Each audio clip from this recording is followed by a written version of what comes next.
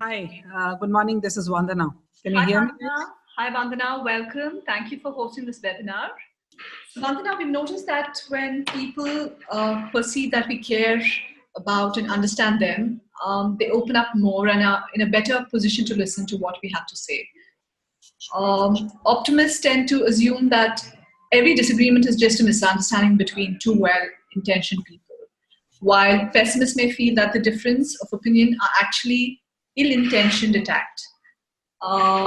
In the fog of a hard talk, we tend to forget that we don't have access to anyone's intentions but our own. And, we have to remember that we and the counterpart, while having a difficult conversation, are both dealing with this ambiguity. So, Vandana, let's delve a little deeper into this. And if you could start sharing your thoughts on how we're going to negotiate and handle our difficult conversations at work and both at home, please. Sure. Thanks, Shruti. Happy to be here. I hope all of you are able to see the screen which I have shared. And if you're not, don't worry. Shruti was keen on a presentation, so I have one, but otherwise I'll just go ahead without that also. You should be fine.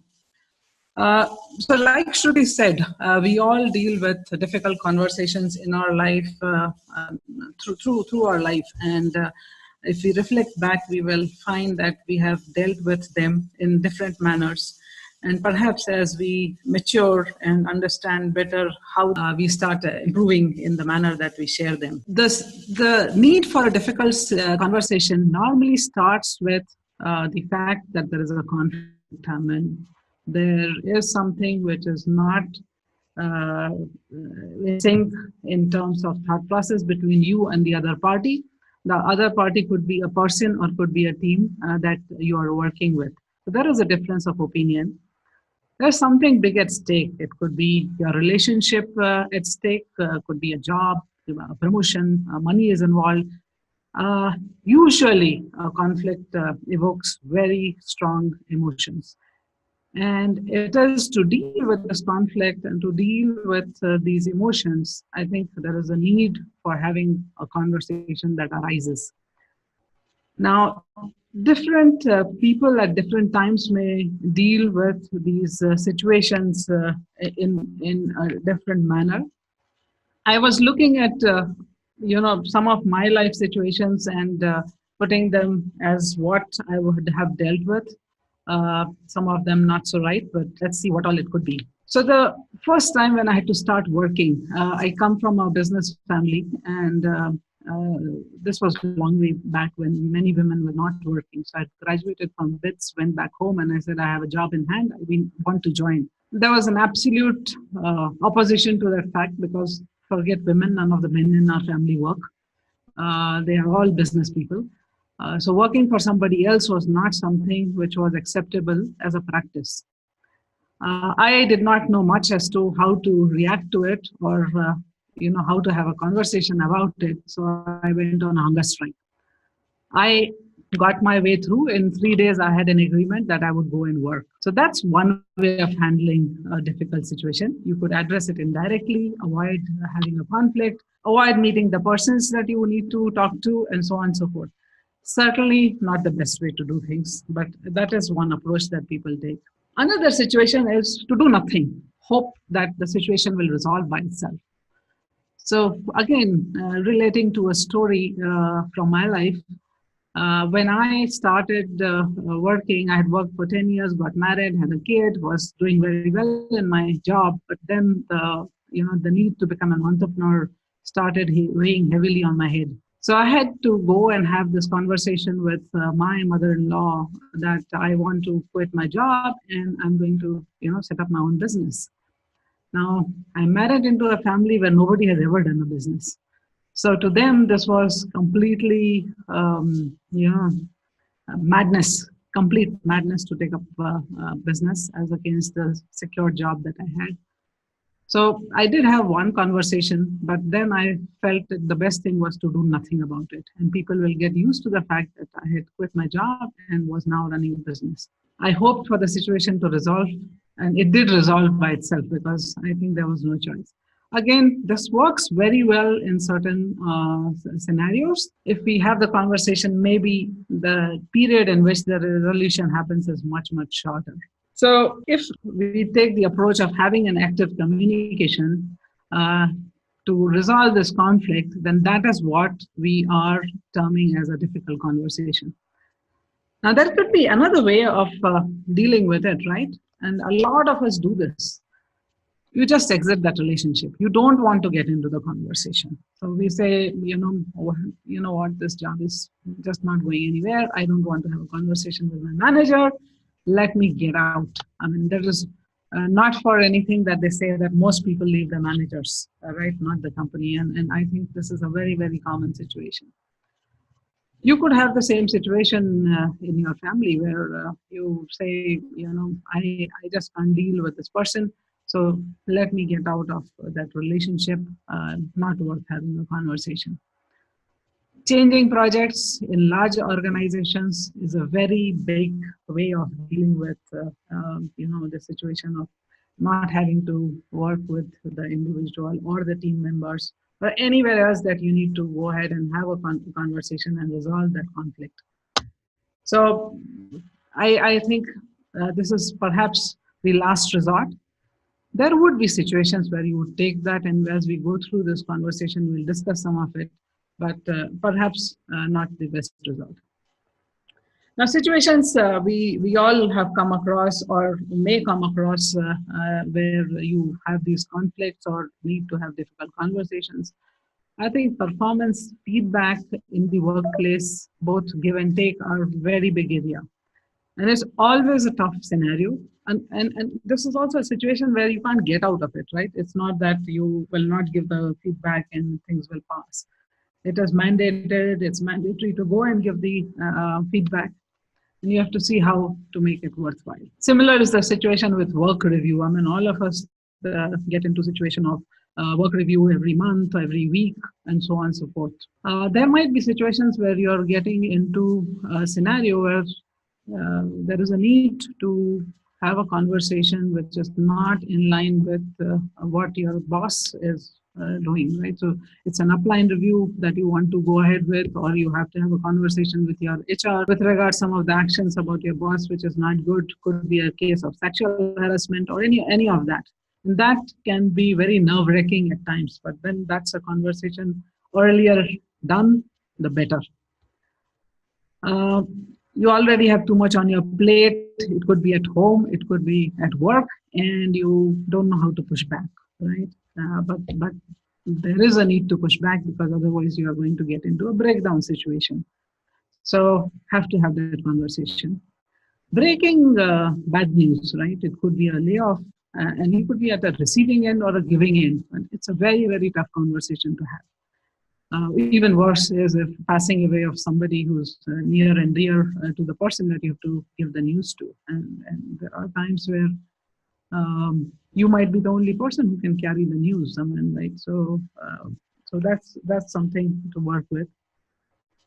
And of course, a number of cases where you have to have a conversation with a teenage child, very, very tough. With spouse, you believe completely different about how your child has to be raised as your spouse or as your in-laws. You want to go back to work after childbirth, and there is a complete disagreement about the fact in the family.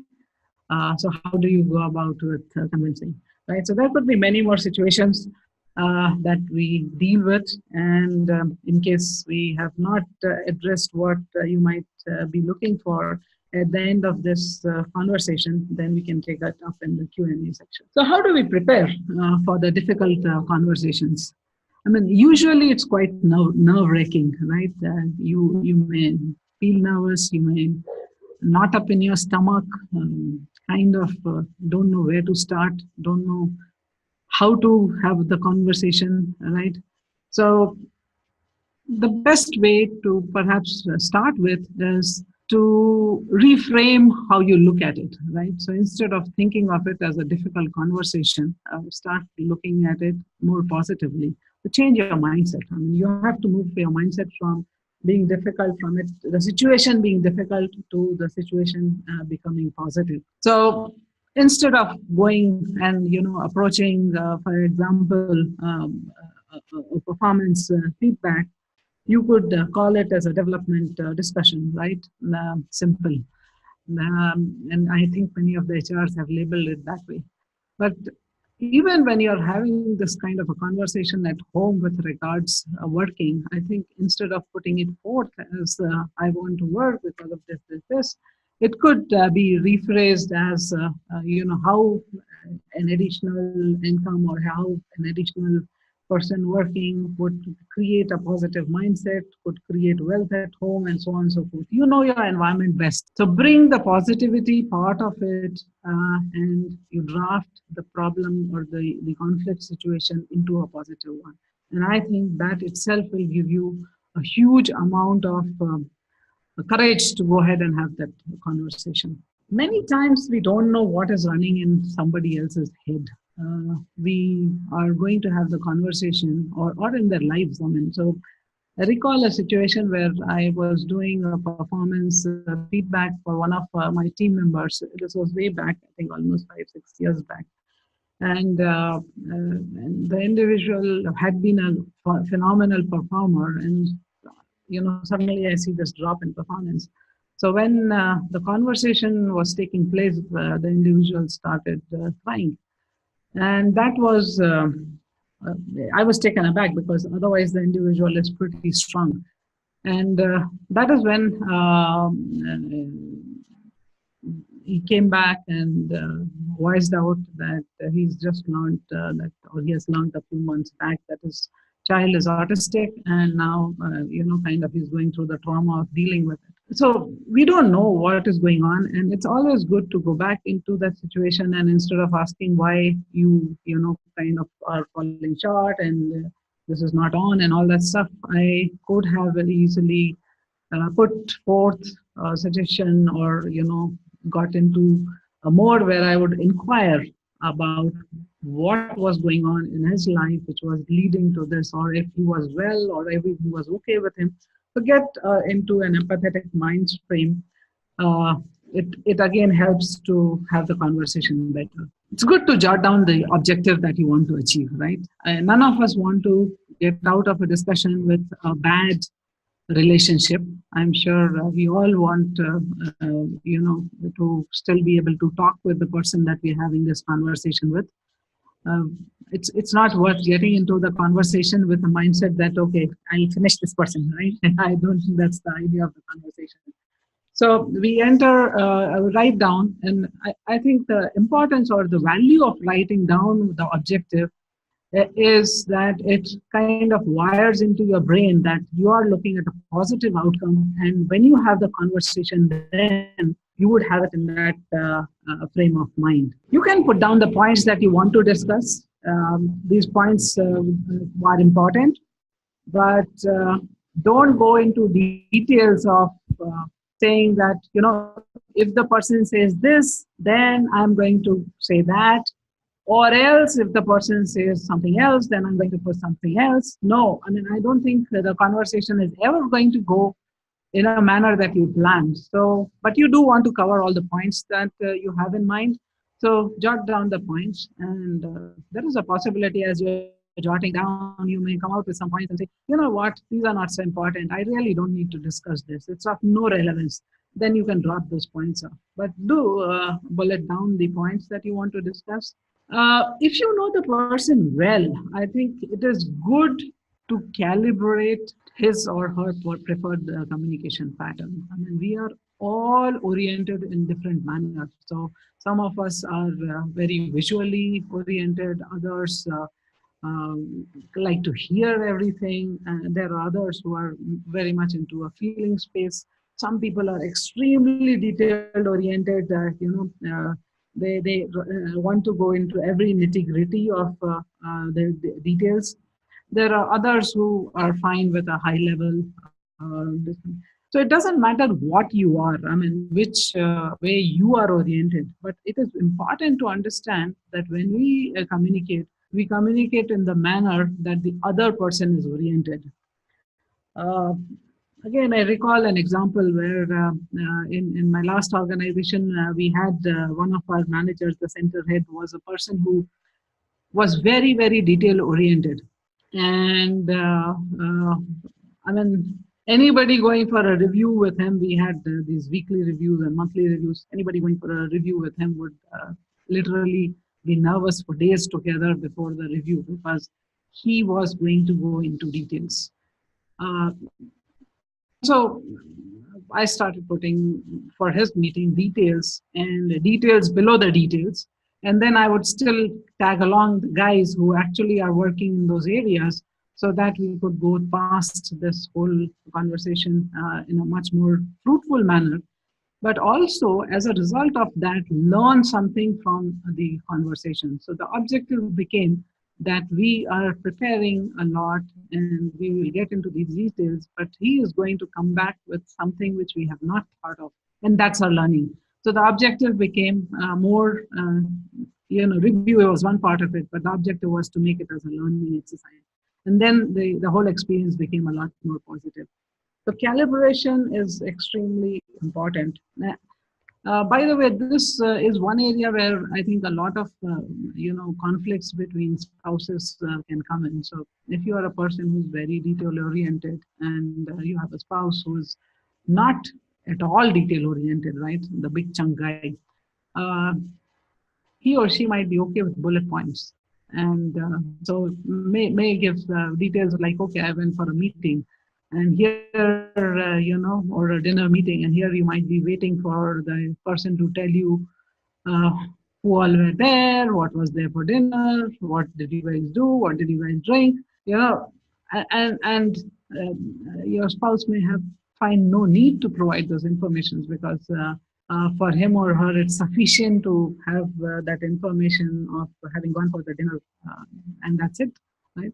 So tuning yourself or calibrating to the guy who you are going to have the difficult conversation with is extremely important, and that can decide how you are going to communicate with him or her, and then you will kind of provide the information in a manner that the individual is oriented. Very important also to allocate a good amount of time, choose an appropriate time for the conversation. If you are going to get into a difficult conversation with your boss when he is full of other things, you are not going to get anywhere with it, and most likely you have an irritated boss to deal with also.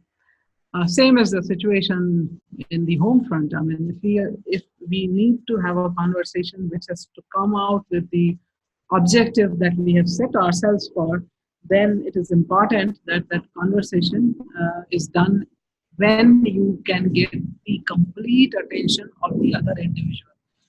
So set up the time. I mean, so I want to discuss this matter. Can we meet for some time tomorrow, even if it is with your family? Uh, I mean, hopefully all of us have some family time where we sit together and have the conversations. And you can come up front and say, oh, look, I want to discuss something in this area. Can we spend some time today evening on that? And then the focus is completely on that conversation. Try not to have the conversation in a specific territory, right? So if you are going to have that conversation with your boss, don't say, I'll walk into your office and have the conversation. It is better to find a neutral place. If you are meeting up with your subordinate or something, I would suggest, right, you take the individual to a coffee shop, uh, or someplace neutral. I mean, it can be a meeting room or whatever it is, but if it is always good to be in an area where the person feels less threatened or you also feel less threatened. Uh, Again, I recall we used to work in Indian Express building, and in front of that, those days there was a nice open air restaurant, and my manager would. I was very fond those days. So manager would normally walk us or whoever he was going to have a conversation with over to that restaurant, and then we would sit there and talk. And he was a very lovely guy. He never lost his cool on anything. So but over a period of time, we all knew that if he's asking us to go to that restaurant, then most likely it's a difficult conversation coming up. So, avoid patterns. So you have now got all the details, you have jotted down the details, but just before entering that conversation, you have to get yourself in the right frame of mind. And for those of you who, kind of practice yoga or mindful breathing, etc., I think those are the way to go with it. For others, I would say might be good to pick up how to do mindful breathing, and uh, and it is easy to create a trigger, which you call as a sympathetic trigger, I think. Uh, so that you can recall it at any point in time that you want to again become calm. But in a very basic sense, if you don't have any, other opportunity, then sit down and just follow your breath, right? Breathe in, breathe out, and follow the breath, slow it down, and you'll find slowly the calmness coming to yourself. Very, very important. I mean, unfortunately, I think we were taught this pretty late in life, and in initial 10 years, I don't think I knew anything about it. I would go into conversations, do good level of shouting, and come back.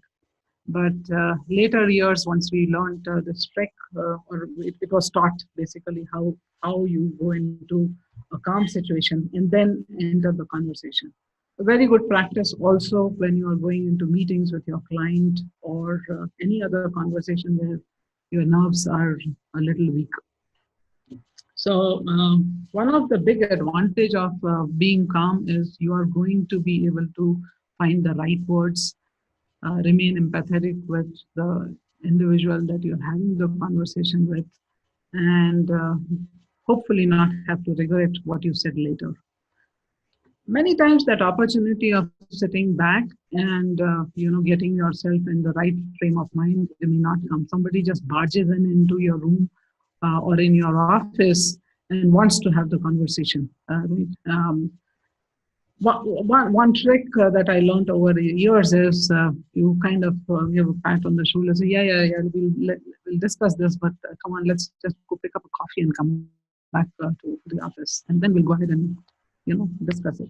So you're not putting off the conversation, but you are giving yourself time to think through it. So you walk up to the cafeteria, pick up a cup of coffee. That much time you've got to think through it and come back. Uh, if taking a walk before the conversation helps, do that. But the basic idea is that get yourself in a calm, centered mode before you start the conversation. Anytime that we talk, I think it's to bring in some positivity. I mean, like if you're delivering a bad news, I mean, especially if it's passing away, maybe it may not be possible to bring the part first.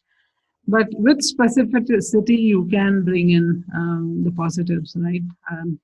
I was at home for the last 2 years and I had a good time and I enjoyed it, but now I'm looking forward to going back to work, right? So you bring in the positive, but it has to, it would put the other party in good mood or the mindset to carry forward the conversation instead of the person becoming defensive or think through, what is coming on to me, things like that. So be direct. I mean, the other part is always be direct, stay focused, call out facts. I don't think, the honesty part of it, being completely honest about the whole conversation is extremely important. And it's also very important to talk to the other person with respect and integrity. I mean, anytime you feel that you're going to lose your calm, I think it is important to step back and count down till 10 or, trigger yourself to be calm again and then continue the conversation. I think the minute we lose respect for the individual that we are speaking with, it's a lost battle. So cannot get what objective we have set for, if the calm is lost. It's very common to be very excited when you are having a difficult conversation. So, and the excitement, if most of you might be knowing this, mirroring happens, right? So if we talk fast, the other person also starts talking fast. And is not thinking, you transfer your excitement to the other person. It's very, very common to start mirroring, and especially between people who share very good rapport, there is a lot of mirroring that happens. So speak slowly, because one again, that gives you time to think of the next statement, find the right words, and also it gives the other party to start absorbing what you're saying. Avoid statements like "you always do this," "you never do that," right? So generalization is a no-no, absolute no-no, and it takes a lot of practice to get out of generalization. It gets a lot of practice to dissociate the person from the issue, right? So, but that is important.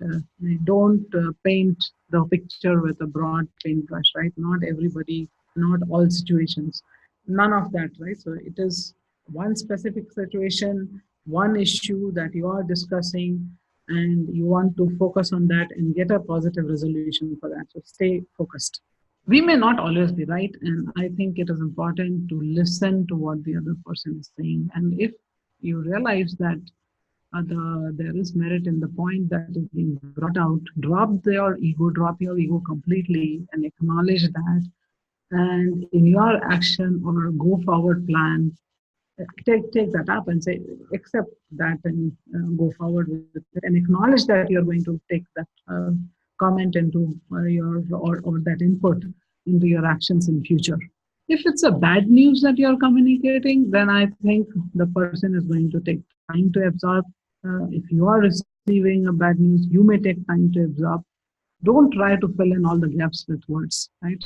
Just stay quiet. If it means you're staying quiet for 5 minutes, 7 minutes, that's okay, right? Sometimes there might be high emotions, and many times we know when we are getting into a conversation that this could lead to a very emotional discussion. So if you're communicating a bad news, the other person doesn't know it's a bad news, but you do, and so you should allocate a lot of time for that conversation. um, Make sure it's in a comfortable, required, whatever it takes, but kind of create the environment where this conversation can happen and the person can absorb the bad news when you're making it. Other conversations, I think, good if you are hearing something or the other person is telling you something, so go back and say that, so I understand from what you are saying, blah, blah, blah, right? So you explain that you have understood, and, and look out for whether that is what the other person really meant. You can also ask the other individual to paraphrase what you are saying. I mean, it's a bit difficult. I remember this manager that I was talking about in Verifone would always ask paraphrase. And initially, I would get a little offended. Nobody in my past had asked me to do that. But then I realized that it was one of the best techniques that could be adopted to make sure that we are on the same page. So practice paraphrasing both ways. And let's say you're doing a performance feedback and you want the person to take up some action. Include yourself, involve with the actions that you're giving, and say, yeah, let's meet up another 2 weeks down the line and see if there is anything that you need help with. Similarly, if you're going to have a conversation on, I want to get back to work, and blah blah blah. So yes, let's give it a trial period, and we will visit it back in 3 months so that we know that it is going fine and the family is not getting disturbed with what I'm doing, and so on and so forth, right? So it is good to involve and make yourself as part of that action to go forward. And having said all this, I think there are some battles you don't want to pick, because either the individual that you have to have that conversation with, and between you, it's not going to go right. There, perhaps one of the other techniques works better. Avoidance may work. uh, and it may not be an issue which is worth enough to have a conversation about. It may just become a non-issue after 2 days by itself, right? So when you are planning for these conversations, look at what it would mean to you, let's say a week later or 2 weeks later, if you were to reflect. So take yourself mentally 2 weeks later and say, good if I had that conversation. And would it matter if I don't have that conversation also? In which case, you may choose not even to have that conversation. Having prepared, having gone through it, things may not go all right, right? I recall a situation where very tough project situation, and things were not going all right. The CEO was on us on that, and we had global leaders visiting India for discussing the whole situation. And I thought I will go ahead and have this conversation with the global leader about what the issue was, right? What was leading to the situation, at least in India. Uh, the leader was in no position to kind of have that conversation.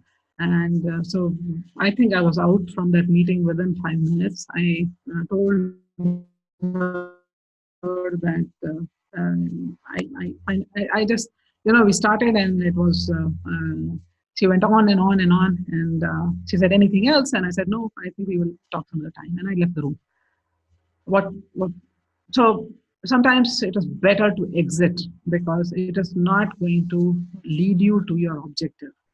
And you can set up another meeting at a later date, which I did, and then you can have that conversation. But there is good merit in stopping the conversation. If either you are losing cool, you certainly should say, what, we'll take on this at a later date. And if the other party is just not able to bring back, you're not able to bring back the other party into a mode of conversation, then again it is better to schedule a meeting later again. So that's on having the conversation. Now we set out an objective, and you had the conversation. I think it's important to reflect back. Did we meet the objective, right? So do you wanted to discuss about wanting to go back to work? Could you manage to convince that that's the right thing for you to do for the family? Did you lose your cool during the discussion? Could you have done anything differently, right? Could you have spoken differently? And the reason why I say it's important to reflect is, yeah, that's not the last conversation, difficult conversation you're going to get into, right? And every difficult conversation shapes the way that we handle the future one. But for us to be able to use our experience, it's important to go back and acknowledge that you have had that conversation. Acknowledge to yourself and acknowledge to the other person who's involved or your team which is involved that we had this conversation, and you're glad that it is behind you, and these are the action items that we have come up with, and that you are also going to be part of the place successful, right? So always good to kind of acknowledge the meeting, and however hard it has been, also call out that we would remain friends irrespective of what the conversation is, because the conversation was about an issue, not about the person. Follow up with an action plan, right? If you have planned that 2 weeks later we are going to meet up and see how this whole thing is going, then please call for that meeting 2 weeks later, discuss how it is going. Do not leave it open. Any commitment that you make during this conversation is going to reflect on, determines the credibility you have in future date with the individual. So make sure that you follow up with that. And then finally, I think we said at the beginning of our discussion also that we are going to focus on building the relationship. Any words spoken out of place can break the relationship completely. So one, you remain guarded during the conversation, that you are not going to, label the person or make generalized statements or say anything which is going to be disrespectful. But then when you close the conversation, I think it is good to acknowledge and then also, uh, call this out. If it's with a team or a group, it is good to have a team meeting, maybe just an informal get together or coffee chat, so that the complete, the whole thing kind of sets in and the people are peaceful again with each other. So it's very, very important to build the relationship. As I was thinking of this point, I said, I was reminded of one instance that I think all of you would have looked at the debate that happened in the between Rahul Gandhi and the PM during the no confidence vote. And I thought Rahul Gandhi made a great speech. But after that, went and gave a hug and winked. And I think he lost it all. So that's not relationship. I think that was further breaking the relationship with the PM as far as he was concerned. So be cautious of what you're doing.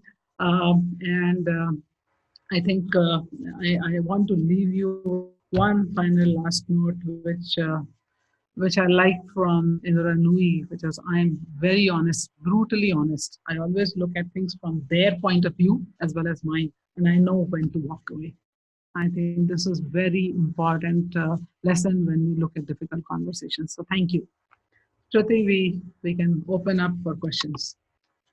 Yeah, thank you, Vandana. This was truly very helpful for me personally. I learned so many things. I have a few questions, Vandana. So we'll start with what if a restarter has a conversation with a person and tries one of these skills, but the other person just wants to, duck out of a debate. Then what does one do? How does one handle a situation like that? When you mean by the other person is the person you are interviewing with? Yeah. Okay. So I think the focus of the individual who you are speaking to, which is most likely on the fact that you have not been over a while. And I think you want to get the person away from that and focus just on what you bring to the table. So I think it's important to have your own mindset. Like I said, you move from that difficult mindset of not having worked to a mindset of I am all set and this is what I bring to the table, right? So you have to go with this is what I bring to the table and this is what I can do. And I think it works much better because that the other person, being taken away from the opportunity to talk about your gap. The other thing which I think we don't do well with our gap is to highlight that I use this gap to, rejuvenate myself and bring in these areas in addition to what I already have because I have a work experience of so much. So that I think is the confidence builder. That's what I think should be. Yeah, thank you, Vandana. Some of us react by confronting our counterpart, or, the person we're having a conversation with, more aggressively. Others react by rushing to smooth things over. Sometimes we might even seesaw between both counterproductive poles. So how do we balance our mindset in the midst of a, difficult conversation, Vandana? So, I mean, like I was mentioning, I think first awareness, right? You have to be aware that you are tilting towards one or the other. And I mentioned to you in the beginning that I used to be a very, very aggressive communicator. So I would listen to nothing and go on bulldozing whatever I wanted to say. And then once you become aware of that, it becomes easier to have enough to reflect and say, oh, last conversation, I actually lost it because I flipped between these two sides, right? Between ends. Either I was submissing and I was saying yes, yes, yes for everything, I was very aggressive and that didn't go well with the other person. So if you I think first have to become aware of your behavior and then bring in that calmness again, right? So you kind of say, okay, I'm getting aggressive now. I need to calm down and get back to my better self to be able to continue with this conversation. So I would say the answer to that is more that we need to be aware of our own behaviors, and then we are able to bring in triggers to control that behavior and get back into normal conversation. Okay, thank you. So, Vandana, everyone has a weak spot. And when someone finds ours, whether inadvertently, with a stray arrow, it could, obviously hurt us. And then it becomes even harder to stay out of, the combat mentality in the conversation. How do you think it's wise to continue the conversation, or is it wise to just leave, or is it, how do you, maneuver in a situation like this? Yeah. So I mean, it is depends on you. I think if you have the maturity and the mindset to believe that whatever anyone else says or does is the best, right, that they do, in the best intention that they do, then it is possible to figure out in that conversation how to take it forward.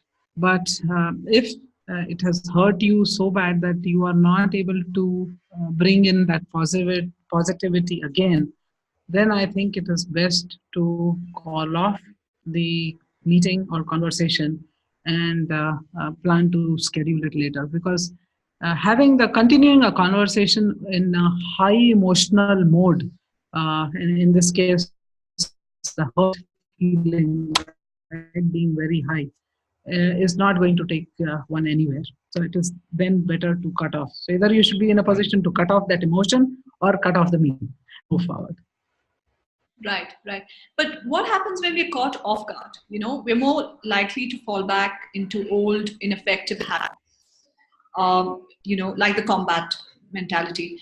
And if you're not the one initiating the tough conversation, or if a problem erupts out of nowhere, so, what happens when we're caught off guard? We're more likely to fall back into old, ineffective habits. And if we are not the ones who are initiating the tough conversation, or if a problem just erupts out of nowhere, then how do we stick to the basics? Yes. How do we keep our Yeah. content clear, keep our tone neutral, keep our phrasing temperate without having Yes. disagreement Sure. later? Sure. Good question, Shruti. And so, now this is a situation which occurs often where both in the home front, I guess, as well as workplace, where somebody just barges in and kind of wants to have the conversation. I think figuring out mechanisms in which you don't um, fall into the trap of immediately entertaining that conversation. I think that's the most difficult thing, because you if you start immediately responding to it, you don't have enough time to think, and that's the trap that we get into, where the untrained approach will come into play.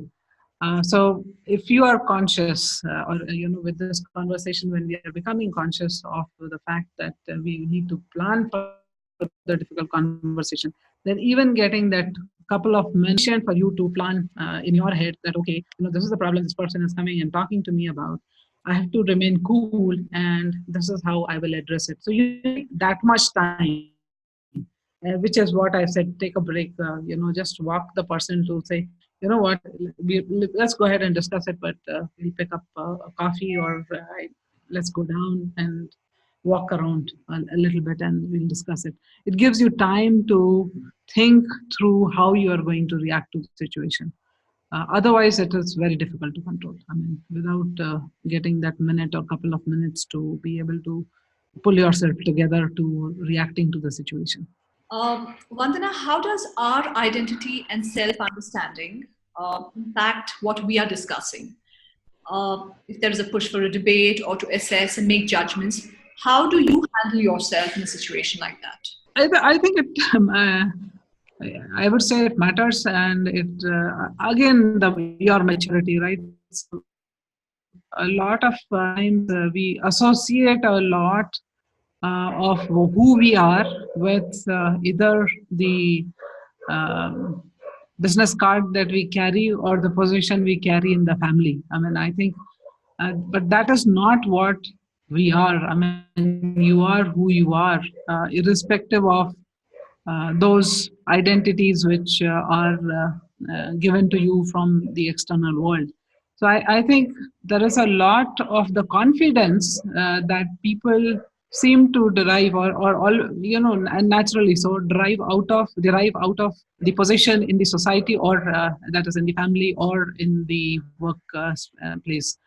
And while one of the tricks taught is to use your positional power in a big manner, but it is important to use your positional power, but it is also important that you keep yourself, your individuality in dealing with the conversation.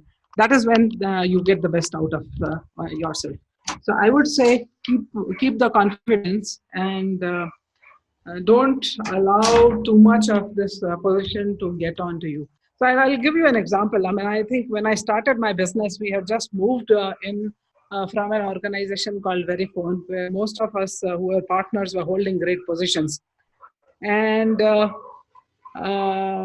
we were sitting in front of a VC, and the guy, made a comment saying, "You might have been the managing director there, but right now you are sitting in the chair of somebody who's asking for money, right?" And he tried to whatever diminish your possession completely or your confidence completely through that one statement. And I think that gave us all a lot of strength that we are now going to go and pitch it with who we are, not because of the position that we held in the past, but who we are as individuals. So I would say it is important to keep that. I have one last question since we're running out of time. You also have, we also have an array of potential responses which range from passive to aggressive. So if we're sure a conversation is going to be tough, is it instinctive to rehearse what we'll say, or should one just be open and walk into a conversation? Or is it better to rehearse it and know which path to stick to?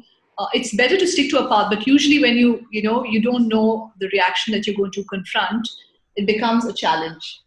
How would you tackle with that? My recommendation is you should have the points kind of in your head, but if you are calibrating the individual well, which means you are figuring out his behaviors and the way he looks at things, then it is easier to stick to the middle path than going to the two extremes, uh, and go for that. Rehearsing too much, like I was saying, if you rehearse too much of if he says this, then I will say that, or if she says this, then I will say that, can actually be counterproductive. Because your conversation may not even go in that direction, and the person may find a completely new area in which to kind of start badgering you. So having your clarity on the objective, right? So I think it is the aggressiveness or the assertiveness is required in making sure that the individual sticks to the area that you want to have an outcome in, and not go all over the place with generalization and start badgering you. So bring the person back to focus. We can discuss that at some other point in time, but today our current discussion is for this topic, right? For this subject. So let's focus on it. And that's where you have prepared. That's where you have put your points down. So you should be able to take a conversation around it. Yes, thank you, Vandana. So I will just summarize it, and then we'll end with you sharing, a message you'd like to share with our restarted community who are listening to this webinar. So what I took from this is, we have to be curious and ask questions during a conversation, not to defeat the other person, but to move towards mutual understanding about where the difference is and tension points are or why there is a disagreement, we need to seek to understand before assessing. There will be time for assessment down the road, and it is best to pursue it once everyone can agree on the issues. And I think ultimately when people perceive that we care about and understand them, they open up more and are in a better position to listen to what we have to say, which will open up, which will open us up to learn and grow by listening to the things we need to hear as well. So Vandana, do you have a message for our restarters that you would like to share? A piece of wisdom, a nugget, that that for them to be able to have that difficult conversation, that one nugget that you think will help them through it. Absolutely. I think the only one comment I have is don't put it off. Oh, that's fabulous. And that is so true. That is so true. We all love, procrastinating and pushing it for some other day and for some other time. Thank you, Vandana. This was truly, truly valuable. Thank you so much for taking the time to be here with us. Thank you. The pleasure was mine. Thank you, Shruti. Thank you very much, Vandana.